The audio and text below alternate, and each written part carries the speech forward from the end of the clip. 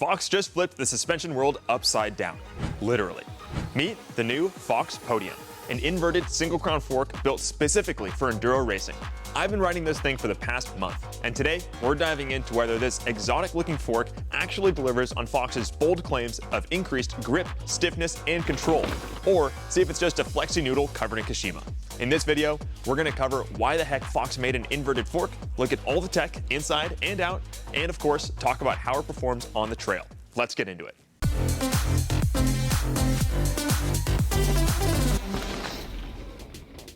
I'm Tor from the Lost Co, and I know everyone has some burning questions about the brand new Podium fork, so we're going to do a super quick rapid fire FAQ section to address some of those questions before you make it to the comment section. The Podium is not replacing the Fox 38. They occupy the same space as a burly enduro fork and suit two different riders. This upside down fork does not flex like an overcooked noodle. The Podium is very stiff. It's 29-inch only and comes in 150, 160, and 170 mil of travel. Those are the only spec options because that's what 99% of Fox's racers use at the Enduro World Cups, and that is exactly who this fork is made for. The Podium is not for everyone. It's heavy, expensive, and uses a 20 by 110 boost hub. If that sounds like a hassle, that's because it is. However, even with all those things considered, the Podium is my favorite fork I've ever ridden, and you'll have to stick around for the review to get the whole scoop. We first got to see the Podium earlier this year at the Fox office in Scottsdale. Fox gave us a deep dive on the Podium with tech presentations, pro rider interviews, the whole 9 yards. Unsurprisingly, everyone from Fox only had good things to say about this fork, claiming that it's the highest performance fork they've ever made. Apparently, it was so good that none of the pro riders actually wanted to give back the prototypes that they got to test. Of course, I was pretty skeptical because upside right forks already offer some pretty darn amazing performance, so why bother reinventing the fork? Turns out there are some pretty good reasons. Let's cover the basics of an upside down or inverted fork and explain why Fox would even go down this road in the first place. Upside down forks come in all sorts of shapes and sizes. Single crowns, dual crowns, and whatever the heck this is. There are three main advantages that are inherent to any well-executed upside down fork, such as the Fox Podium, Push 9.1, Manitou Dorado, or Fox 38 that's mid backflip. There are also some disadvantages, which we'll cover in just a second. The first advantage is that all of the bath oil in an inverted fork is sitting right on top of your seals, keeping your stanchions more lubricated compared to an upside right fork. Your stanchions pass through a column of oil every time your fork compresses, instead of relying on foam rings and oil splashing up from the bottom of the fork to keep everything lubricated. This makes for a very slippery system. Another advantage of an upside down fork is the lower unsprung mass at your front axle. Instead of those heavy lowers moving back and forth, the lightweight stanchions are getting up and out of the way of the rocks and roots, and that directly translates to more suppleness and straight up more traction.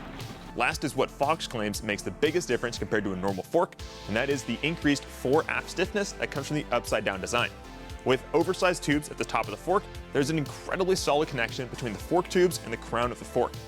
That allows inverted forks to maintain their shape and flex less when you're running straight into obstacles out on the trail. As for disadvantages, upside down forks have a reputation of being very flexy. Without that arch between the legs, it's easy to imagine how an inverted fork can get all bent out of shape in a corner or when it deflects off a rock.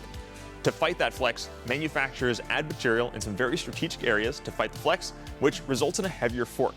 That's why we typically don't see inverted forks on cross-country bikes, and they're pretty much only used in gravity applications where riders are willing to add some weight to get more performance.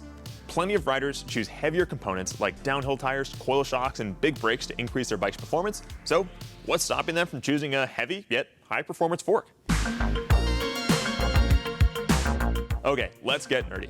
Time to talk more specifically about what's going on inside and outside of the Fox Podium and see exactly what Fox has cooked up for us. On the outside, we have some huge 47 mil upper tubes and 36 mil stanchions.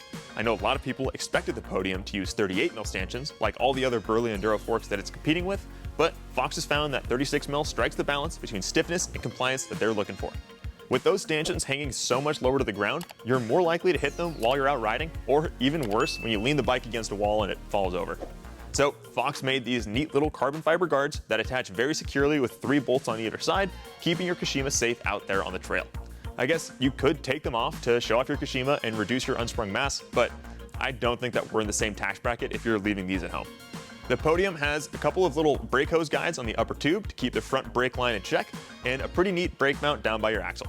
It might look like it's pretty precariously attached the way it's hanging out there, but it didn't change the front brake feel at all compared to any other fork that I've used. The smallest rotor you can use with the Podium is 200 mil, and you can use any standard brake adapter to use a rotor larger than 200 mil.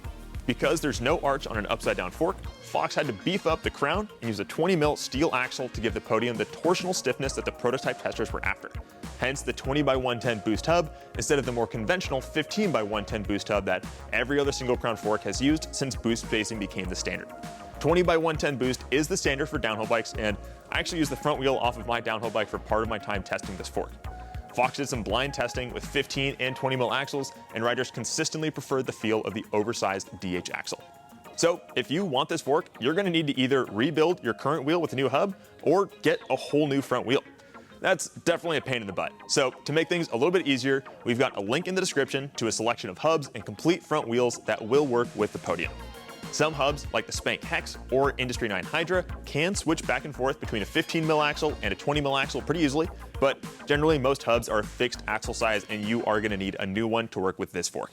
I'm sure some of you are wondering where the fender is going to mount to the Podium, and that's a good question. Obviously, we can't mount it at the arch, it doesn't have one, and Fox has designed a bolt-on fender that mounts directly to the crown. Unfortunately, that fender won't be here for a few more months, but we should be able to get our hands on those before it starts raining up here in the Pacific Northwest. The Podium has the same axle to crown measurement as the Fox 38, so if you're swapping between those two forks, you're going to preserve your bike's geometry.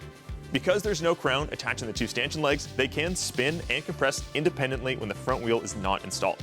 It was pretty fun to mess with the damper settings and see exactly how that affected just the damper side of the fork. Between the legs is the floating axle, and it's clamped like a downhill fork with a couple of pinch bolts on either side of it. Fox actually used this same design on the 2015 Fox 36 with a big 20 mil non-boost axle that installed just like the axle on the 40. Because the fork is upside down, the air spring is also flipped upside down, and the Podium's air valve is on the bottom of the fork. To get to the volume spacers, you'll use a cassette tool, just like on the new 36, and you are going to have to flip the bike over anytime you want to change volume spacers or adjust your air pressure. There's some oil in the Podium's air spring that you don't want sitting right on the valve while you're adjusting your pressure, and it'll all dump on the floor if you change your volume spacers without flipping the bike over. I didn't read the manual, and I learned that one the hard way. The Podium uses an NA3 air spring with the same GlideCore technology that Fox launched this spring in their 36 SL forks. If you want to learn what the heck GlideCore is, we're going to link in the description to a blog that I wrote that goes into a bunch of detail, but the gist of it is that the air spring has some elastomers in there that allows the air spring to stay properly aligned and not bind while the fork flexes. Unsurprisingly, the Podium does not share an air spring or volume spacers with any other fork, and those volume spacers install on the skewer like a little kebab. All aftermarket Podiums are going to be sold in either 160 or 170 mil of travel, and there's also a 150 mil air spring available if you want a slightly shorter travel Podium. I bet some people will be bummed that there's no 180 or even 190 mil air spring for the Podium, and Fox said the reason for that is that none of their enduro racers use more than 170 mil of travel. Most of them use 170, so they optimize the Podium around that travel number. On the other side, we've got a Grip X2 damper with all the same adjustments you'd expect to find on a Fox fork. That means high and low speed compression on top and high and low speed rebound on the bottom. Fox says the Podium's Grip X2 damper has a slightly stiffer compression tune to account for there being less overall friction in the fork as a result of the upside down design. It's got the same number of clicks as a Grip X2 damper in a 36 or a 38, but that window of compression adjustability is shifted in the more damped direction. You may have noticed these weird little buttons on top of the damper and the air spring, and those are the new bleeder valves. These released air trapped in the uppers, and hitting those buttons after a major elevation change will result in a slightly smoother ride. One last thing we'll quickly cover is bushing overlap. Fox has gone above and beyond here with the most bushing overlap of any fork they've made before. More bushing overlap helps the Podium stay smooth and keep it from binding as you're hitting rocks, roots, and curbs, and anything else you might find out there. I gotta say, I was more excited to ride the Fox Podium than any other new bike part I've tried recently. Upside down forks have always had that exotic allure to them, and up until now, I've never gotten a chance to ride one. Our head mechanic, Alex, got the Podium installed on my Sentinel, and we've got the 170 mil air spring in there. I started with Fox's recommended settings, but I ended up changing things quite a bit through some bracketing to get to a comfy and fast setup. I went up in air pressure, about 5 psi more than Fox recommends for my weight, went up to 5 volume spacers from the stock 2, almost completely closed the compression, and I also added a little bit of rebound damping. Adjusting both the air spring and the damper is exactly the same as any other fork, and I didn't change my setup techniques at all for the Fox Podium. Once I made those changes, the Fox Podium became the best performing single crown fork I've ever ridden. It's hard to pinpoint exactly where the performance comes from, and it's almost like riding a coil shock for the first time if you've only ever ridden air shocks. With less friction in the whole system, the Podium is able to consistently give me more grip and confidence in my front wheel than any other enduro fork that I've ridden.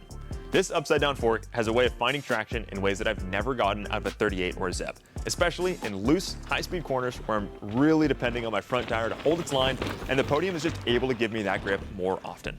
It's got a slightly softer and more compliant feel in these scenarios, and it almost feels like it's conforming to the shape of the corner, giving me less feedback to my hands and overall slightly more comfort. I know lots of people have a notion of inverted forks being twisty and lacking that torsional stiffness, but I think that slight twist is exactly what's giving me that comfort and grip in the corners. It never felt like the chassis twisted so much that I would lose control, and it was always a comfortable and controlled slight contortion that helped the front tire hold its line in those loose corners more consistently. In a straight line through rough sections of the trail, the Podium is without a doubt the stiffest single crown fork I've ridden, but it manages to feel stiff without feeling harsh. Those huge upper tubes give the Podium such a stout chassis that it almost feels like a dual crown downhill fork the way it's able to charge through deep holes that would have any other single crown fork flexing and twisting. I think that's one of the reasons why motos use inverted forks, and if they're stiff enough for those 200 plus bikes to get smashed into ruts and whoops, then they're certainly stiff enough for our little mountain bikes. Even though the Podium is stiffer than a 38 in those straight line scenarios, it's still more comfortable, and it doesn't feel like you're fighting the chassis at all. I'm able to focus more on my riding and less about what the fork is doing with the Fox Podium. I've said this before about other products, but that is the #1 thing I'm looking for in any mountain bike product. If a component can let me think about my bike a little bit less, then I'm sold. That frees up more mental space to focus on hitting a crazy line or set up for a tricky corner. The Podium reminds me of a coil shock in the way that it's able to find traction and move so freely, but then it still has that support and ramp up deep in the travel that you expect from an air shock once you put some volume spacers in it. I definitely used all of my travel more than I wanted with the stock 2 volume spacers in there, and the Podium has a quite linear air spring. Considering that this fork is designed for the highest level of enduro racing, I expect most riders to be stuffing some more volume spacers in there. Or if you want a pseudo coil-like experience, you can take all of those volume spacers out and get a super linear fork. Fox calls the Grip X2 their ultimate descent-focused damper, so of course it's found its way into the damper side of the Fox Podium. I've really enjoyed my time on this same damper in the 36 and 38, and I've gotten it set up almost perfectly in the Podium. After starting with the recommended compression settings, I've been slowly adding compression until I've gotten to the point of being closed in low speed and almost closed in high speed compression. If I was going to keep riding this fork in the long term, I think I would opt for a stiffer compression tune during my first damper service to get me back toward the middle of my compression range. Fox says that the Podium's Grip X2 is tuned specifically for more compression support compared to the 36 and the 38, but I'm in about the middle of my compression range of those two forks, and I don't feel like I would benefit from a different tune in the 36 or the 38. It could be that I'm riding this Fox Podium harder than I am those other two forks, and maybe that's why I'm wanting more compression, but that's just me though, and someone like Mike behind the camera, who prefers very soft compression in their fork, would likely be very pleased with the fork as it is. The last thing I'll touch on is the weight of the Podium. The numbers do not lie, and this fork is really heavy. We'll put the numbers on the screen here, and I want to highlight that the Podium is only 50 grams lighter than the Dual Crown 40. That's right, the Dual Crown 200mm travel downhill fork is only 50 grams heavier than this 170mm single crown enduro fork. Honestly, if Fox made a 170mm air spring for the 40, putting that on the enduro bike might be the right call. You'd definitely win the head game at the top of the enduro race if you pulled up with a full-on downhill fork on your enduro bike. While climbing with the Podium, I can definitely notice the heavy front end of the bike. When you're popping the front up and over a rock or a root, that is when I notice the weight the most. But if you're just grinding up a long fire road, I can't really say that I notice the weight much at all. On the way down, the Podium feels much lighter than the numbers would suggest, and it doesn't feel any heavier than a normal fork when you're just riding general trail. All that extra weight is the sprung mass, and while it will change the center of gravity of your bike, the added weight won't drastically impact the overall handling of the bike. If you are looking to jump and jib off of everything in sight, then this might not be the fork for you. I did notice the weight when I was pulling up for a gap or pulling up a manual. It's no secret that the Fox Podium is not for everyone. There are tons of riders out there that are stoked on their current upside right forks, and those forks are not going anywhere anytime soon. I've mentioned the price a few times now, and the Fox Podium costs $2,000. With that said, this definitely does not fall in the budget category. This is a fork that costs top dollar, but you get top performance in return. If you're okay with the price, the weight, and finding a new hub, then I really don't think that there's a better fork than the Fox Podium on the market right now. You will hands down get more traction and more descending confidence in all trail conditions with this inverted fork than anything else I've ridden. For anyone racing enduro and looking for an advantage, you will get an advantage with this fork compared to a normal upside right 38mm stanchion enduro fork. While the Podium was specifically designed with racing in mind, you don't have to be a racer to enjoy this fork. I imagine the Podium will end up on the front of a lot of dream builds, and especially e-bikes, where the added weight is just another drop in the bucket. We're gonna put our Podium on the shop e-bike for the long haul, and I bet that there's gonna be a lot of e-bikers out there that are stoked to get their hands on the new Fox Podium. If you are looking to get your hands on your very own Fox Podium, we've got them in stock at thelostcode.com, as well as pretty much every other mountain bike product that you can think of. Regardless of whether you're in the market for the Podium or not, it's exciting to see Fox shake things up. And I can't wait to see if other big companies like RockShox or Öhlins come out with inverted enduro forks of their own. With how proven the inverted architecture is on motorcycles, I'm excited to see if upside down fork technology can get lighter or more affordable down the line to see if more mountain bikers are interested in trying it out. Well, that's about everything that I've got to say about the new Fox Podium. Is this the start of the upside down fork era in mountain biking? It's hard to say for sure, but let us know your thoughts down in the comments. Hit the like button if you enjoyed the video, and subscribe if you want to see more mountain bike videos like this in the future. Thanks for watching. See ya.